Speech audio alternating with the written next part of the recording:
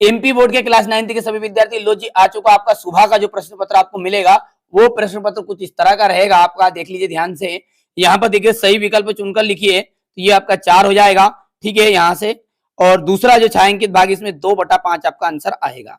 दो परिमेय संख्याओं का जब आप गुना करोगे ना, तो भी आपकी परिमेय संख्या ही निकलती है। जल्दी जल्दी बता रहा हूं, समय कम है, फटाफट रट लो जितने रट पा रहे हो, ठीक है। यहां से देखिएगा 0.25 और 0.4 का जो गुणनफल करोगे, तो यहाँ पर आ जाएगा 0.100, तो यहाँ पर 0.1 आ जाएगा आंसर। एक दर्जन पेन का मूल्य 60 रुपए है, तो भाई साहब 12×5 = 60 होगा, तो एक पेन का मूल्य हो गया 5। 32 की पावर होती है 1/5 दी हुई है, तो हम इसको लिख सकते हैं 2 की घात 5, और 5 से 5 कैंसिल हो जाएगा, आंसर आ जाएगा आपका 2।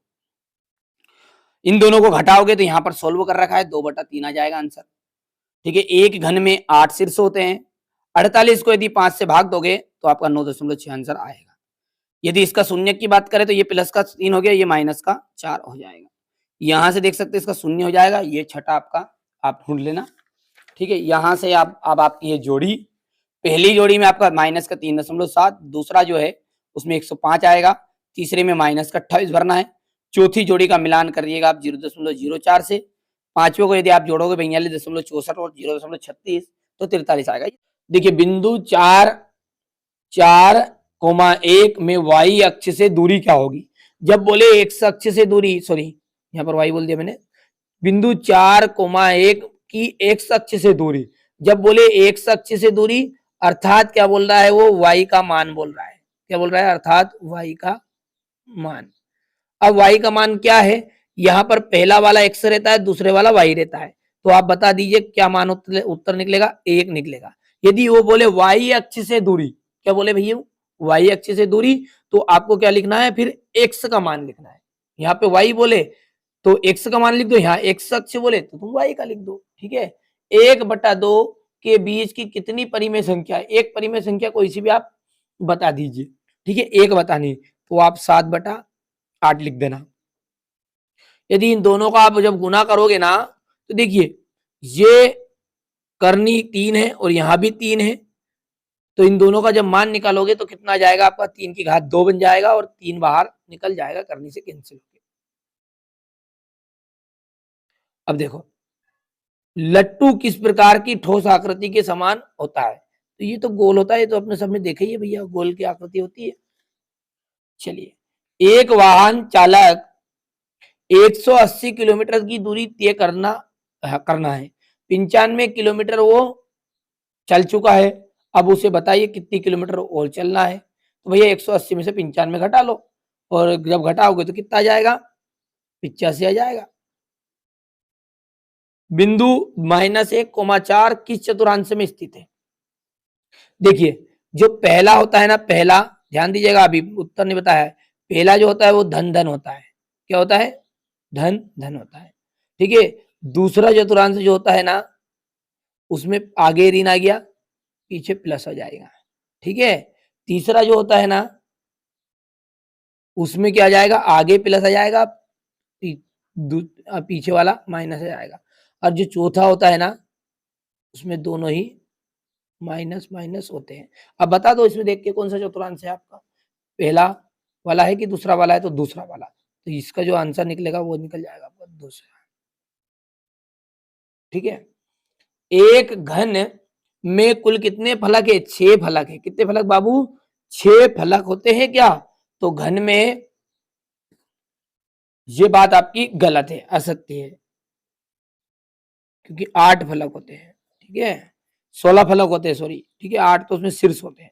और मूल बिंदु में भुज और कोटि दोनों ही शून्य होती है। जी हाँ, मूल बिंदु का जो निर्देशांक कोई पूछे तो 0,0 ही होता है, इसलिए ये बात क्या हो गई आपकी, ठीक है, सत्य हो गई है, ठीक है। चलिए, पुस्तक एक घनाभाकार ठोस आकृति की होती है।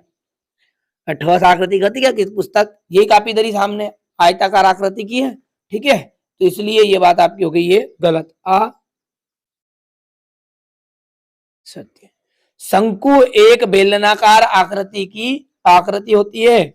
शंकु जो होती है वो देखिए लंबाकार वृत्ताकार शंकु के आकार का जो बेलन होता है ना, वो बेलन तो होता है, पर बेलनाकार जो आकृति उसे अपन बेलन कहते हैं। ठीक है, इसमें दो चीज मिली रहती है।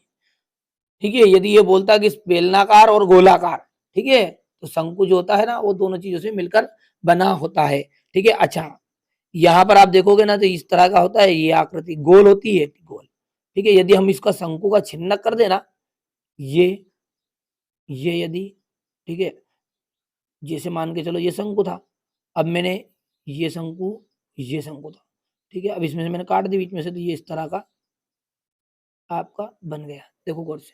ठीक है, तो ये तो क्या अपनी वृत्त गोलाकार आई, तो बेलनाकार आई बता रहा है, ये बात होगी आपकी असत्य। ठीक है, गोलनाकार बोलता ही है तो अपना सही हो जाता। और बिंदु 0,-5 में वाई अक्ष पर स्थित होगा। बिल्कुल साहब, जब वाई अक्ष पर हम बोलेंगे, ठीक है, तो हमें x का मान 0 रखना है, और x अक्ष बोलेंगे तो y का मान 0 रखना है। तो ये बात आपकी क्या हो गई, सत्य हो गई। रेखिक बहुपद की घात कितनी होती है भैया, 2 होती क्या, अरे एक घात वाला बहुपद आपका रेखिक बहुपद कहलाता है। तो ये आपका क्या है, असत्य है। ठीक है, चलिए तो अब आगे देखते हैं। अब अगला है आपका संख्या हो -7, 6 और -9, इनका सबका योग जब करोगे तो 8 आ जाएगा क्या, तो देखो माइनस माइनस वाली जुड़ती है। ठीक है, देखो आप ध्यान से क्या होगा, तो सॉरी ये 4 संख्याएं दी है, तो सवाल शुरू हो गए आपके अपने। तो अब क्या है, अपने को यहाँ से योग करना है, तो योग करो इनका। देखो संख्याएं जो -7 है और -9 है, ठीक है, ये दोनों जुड़ जाएगी, और 8 और 6 दोनों जुड़ जाएंगे। ठीक है, तो 7 और 9 कितना हो गया भैया, देखो जल्दी से, ये तो कैंसिल, सॉरी माइनस का माइनस रहेगा, और 7 और 9 गए 16, और 8 और 6 हो गया आपका 14। तो यदि हम योग की बात करें तो माइनस का 2 आएगा, इसका कितना आएगा, माइनस का 2। ठीक है, चलिए इसका सॉल्यूशन हम अगले वीडियो में समझा दूंगा आपको, आप यदि बताओगे तो अच्छे से। ठीक है, लंबा वीडियो बन रहा है बहुत ज्यादा।